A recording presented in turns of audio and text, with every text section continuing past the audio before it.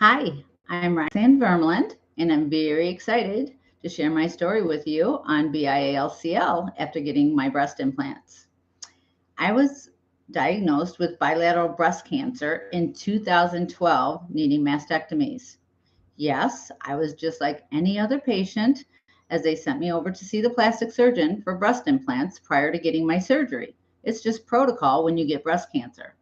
They tell you they are going to make you beautiful again while you're sitting there thinking to yourself, oh my, I had no idea how ugly I am. Maybe I should have worn more makeup or perhaps put on a dress. I didn't know. He wanted to do a makeover on me. I mean, he pushed so hard, he had me signing the dotted line within 5 minutes. Told me how safe they were and did not cause cancer and blah, blah, blah. I looked at the big blue eyes he had and said, sold.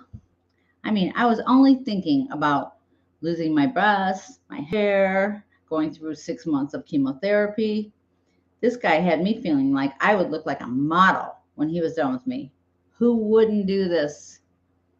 I went 6 months with those Mentor smooth implants, and in that 6 months, I had 4 surgeries to correct how they looked before I said, take them out and close me up. I am done. He begged me to put in these new Allergan textured implants that would not move and promised they would stay in place. He told me I was only 50 years old and I can't go without breasts. And then before I knew it, I was signing the dotted line again for breast implants. I went 5 years with those breast implants. In 2018, my left breast implant swelled up twice the size of my right one.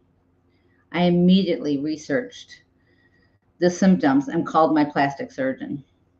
When I met with him, I told him I had been on the internet and I think I may have this breast implant cancer called BIA-ALCL, breast implant associated anaplastic large cell lymphoma. He laughed and said, no, that cancer is so rare, you do not have that. I had an MRI done the next day showing fluid and a seroma, which are symptoms of this cancer. He ordered the fluid to be aspirated and tested for CD30 to rule out this cancer. While I was waiting for my test results to come back the following week, I went into septic shock. I had my first ever ambulance ride with all the bells and whistles, thinking, how cool is this? While they pumped in all these IV fluids into me. I had no idea they were trying to save my life. I had emergency surgery once I arrived to remove the breast implant and parts of my capsule to test.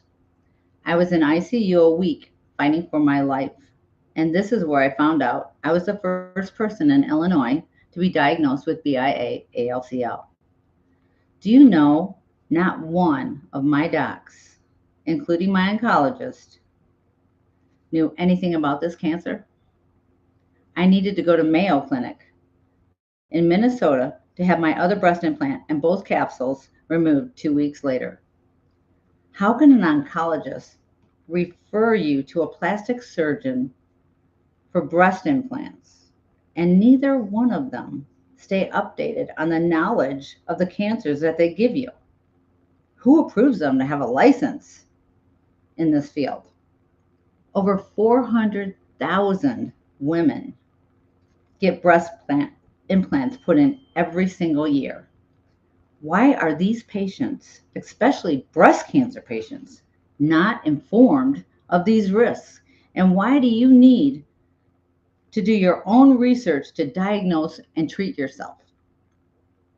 Since my diagnosis, I've had 3 surgeries, 12 biopsies, and 22 PET scans, with one being done this month. So that'll be 23. A year and a half after I was diagnosed, the cancer had spread to all my clavicle and all my mammary nodes and my lungs. I was given 1 year to live unless the chemotherapy worked. Talk about being speechless. Quite the surprise. Well, here I am, almost 3 years later, still sharing my story and advocating like hell to help women with the recalled Allergan implants find doctors that are knowledgeable of this cancer to remove their implants with the capsules that surround them all in one piece and test them for this cancer. Every single capsule that is removed needs to be sent for CD30 testing to rule out BIA-ALCL and every other cancer. Plastic surgeons are on a roll now of making cash money off of women by doing just explant procedures. It's like these women are on a factory line and the doc says, who's up next? They don't take insurance. They're only taking cash. They've removed their breast implants and capsules, but the majority of them are not even testing these women for CD30 or any other cancers. This is wrong. And these women have a right to know if they need to see an oncologist for treatment, and now, not in the future when it's too late and the cancer has spread. We have almost 1,500 women diagnosed now in the world and 60 deaths, with one just dying in July this year. A horrible death. I don't call this rare.